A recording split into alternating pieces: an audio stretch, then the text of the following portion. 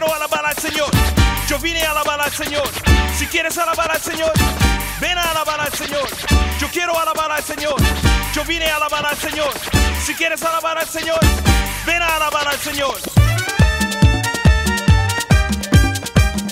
Here we are in the Mini USA booth, and you may have heard the expression, the more things change, the more they stay the same. Well, this brand new Mini Cooper is actually completely different, and this is the lead designer, Gert Hildebrand. Gert, welcome, and tell us what a challenge it was to take something that was already so popular, change it completely, and have it look the same. Okay, the change is not for the sake of change. That would be styling. Design means that you improve things which you have to improve because of technical issues. And we from Mini Design work on engineered-based, technical-driven vision. To make this car new after the Mini was produced now 6 years, more or less nearly 1 million Mini were produced in this style from 2000 to 2006. And the task was to incorporate a new engine with more power, with a lesser fuel consumption, and also for safety issues we had to incorporate the head impact, the pedestrian regulations, which means if you hit a person, it has a bigger chance to survive. These were the aspects which we had to incorporate. To change the design was not our task. You know, it was not meant to be that we make ourselves a new monument.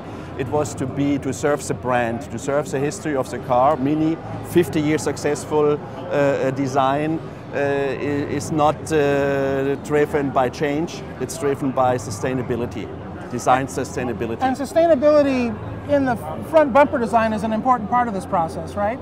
I think what you see here is a total new car, and you see only the newness if you put both cars together. So on one side, we had to really increase dramatically the volumes of the car, which means size. We had to add 60 millimeters in height, 50 millimeters in length for the pedestrian impact, and also for the new engines. And to balance that, we changed the whole car, which means we hired the belt line, which made a more dynamic shape in the glass area. And the whole balance makes the car much more grown up. It's a bigger brother. More mature. You know, it was in the body shop. You know, this car was working out for the last 6 years. And we were very critical when we got the job to do, and we were really scared not to keep the proportional uniqueness of Mini, which is really the unique proportion Mini has compared to all other cars. But we sustained that by using the rules of curved shapes and sculptured elements. And it even gains its muscles, and it gains its additional the grown-up brother you have now here. What are some of the things design-wise that you're very proud of that you think really came across well? I think my team, and I really must face it, my team had a really difficult task, and we were sitting together in the beginning when we started with the strategy that we keep the elements on the exterior on a very evolutionary basis, and we try to make all the big changes in the exterior, so on a revolutionary basis, and also add more personalized factors, so you can now individualize your car even more with a color package in the interior, with more wheel and color options, and so you have a really big chance to individualize this car more than before. That is the three cornerstones: exterior, interior, color, and trim. What makes me proud of is that we also added a higher perspective of quality, where the gaps and the separation of parts are more cleverly based in areas where you don't see them. Like the interior is connected, the air vents connect the doors with the dashboard, so you don't see the gaps, which always look horrible in cars. Here it looks perfect. And yes, we enhanced some certain elements, the 10 icons, the front grills, hexagonal grills, the circular elements, the center speedo. And though it was it was a catch-22 stuff, but I think my team solved it, and we're very proud of it. The center Speedo now contains the CD player as well, correct? Yeah, the center Speedos, we have different versions, 3 versions of it. In the basic version where you have the analog instrumentation, you have the radio and also radio control, communication controls in the Speedo. But when you have the navigation system, you have the navigation system and the speedometer in the central instrumentation. That is why the size is like it. Right. And I think the center Speedo is a key issue for the Mini because it's all built around circular elements, analog reading. And this is a central information center for the driver and co-driver. It does look that the center stack's a little narrower than the previous car, so the interior volume seems a little larger. There are hundreds of little things where we improved the usability for the driver and the consumer. From the design point of view, the most important thing was to sustain the value of the existing cars. We have already sold 150,000 Minis in the States. It would be wrong to make them look old with a new one. It's not our job to do that because we need a sort of constancy. The little ergonomic issues which we have done, it's exactly what you say. By moving all the electronic and electric elements more upwards and more defined, we gained a lot of leg space. A little bit with wheel arch we moved outside and also with narrowing the center console. That gives a more legroom space. And the back end of the car, it's... At the back end of the car, we added also some sort of meat. You see it only when you compare with others in order to counterbalance the really massively added weight in the front. Optically added weight in the front. So we curved this a little bit more muscular. We widened the lamps in order to make a more horizontal orientation, which means the width of the car is defined by all lines which are horizontal. The glass area, the grip handle is wider, the lamps are wider, and also the black band for the Cooper-S, for instance, here. That makes the car look like a sandwich. Looks wider. So if you look at the car from the rear, you really have this massive muscular back. And it still looks just like a Mini. Yeah, exactly that what was the task. A Mini is a Mini is a Mini. Because a Mini also is this classlessness. You know, everybody can drive a Mini, sex, gender, race, age. So we know that we have the whole variety of customers all over the world, and that is a nice thing, and that makes me so happy to work for this brand, that you have this wide variety of people and everybody loves it. Like you see it now. People are jealous that I have this job. How do you get this job? Lucky, you know. Lucky. When you design a small car like this, is it more of a challenge because it's small than perhaps designing a big SUV? Yes and no. Yes, because if you design a bigger car, you might have a bigger budget because you speak in a premium area of a higher price. And if you have a higher price, you can put more into the car. On the other side, I'm a sportsman. And sports means you have to go to challenge. You have to challenge. It's adventure, and with the stuff you get, you make more than others expect, and that's what we want to give to our customer. We do the unexpected. We under-promise and over-deliver. I hope. I mean, it's not my way to judge that. It's the way you judge that, and the customer judge it.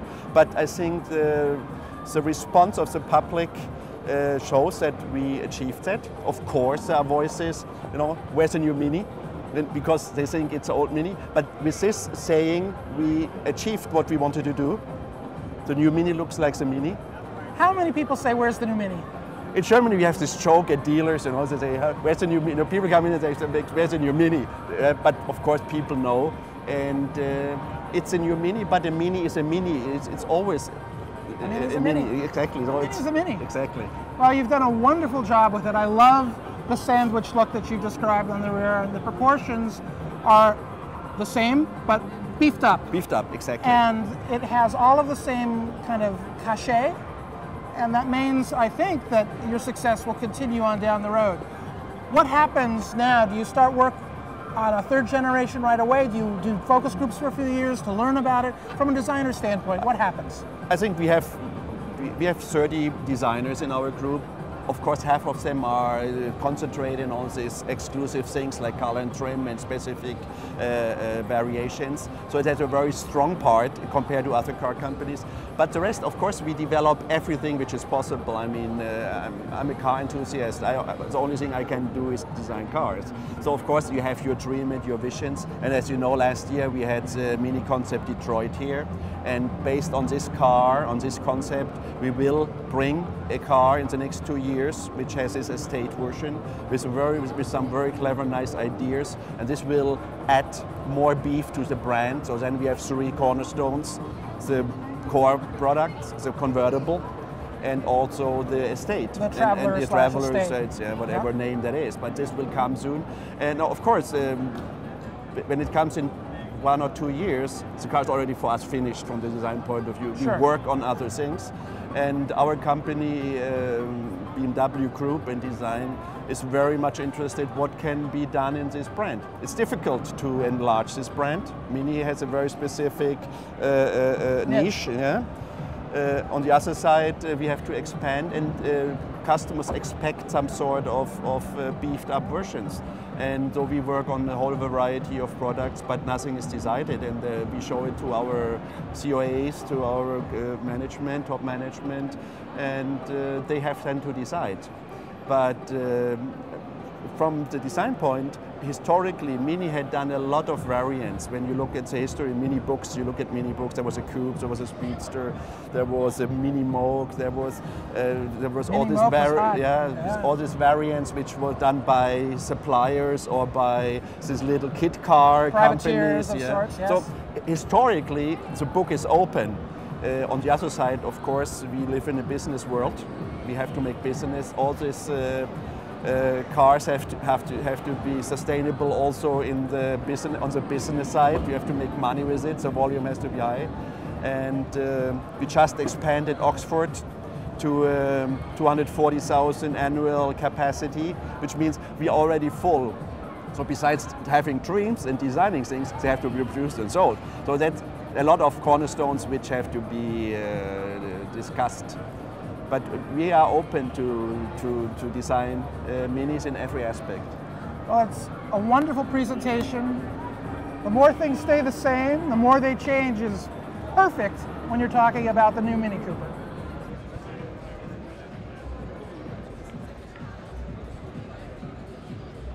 This is really the old Mini. It's the Sidewalk. It's a brand new special edition brought out here at the North American Auto Show, and they've made some subtle changes, including a wonderful new interior on this car.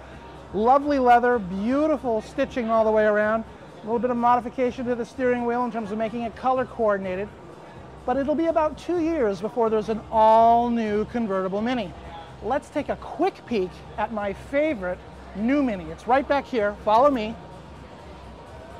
Now, there's a lot of things you can do with the Mini. It's one of the most customizable and personalized cars that you can get.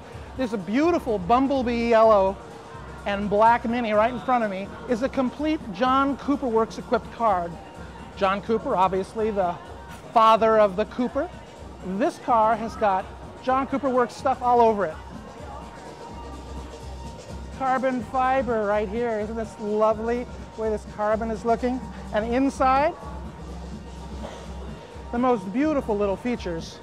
I love this John Cooper Works steering wheel. Jim Hall, can you hear me? I'm gonna get one of these. Can you hear me, Jim? I'm speaking to you, Jim. Mini Cooper, John Cooper Works, Barrett.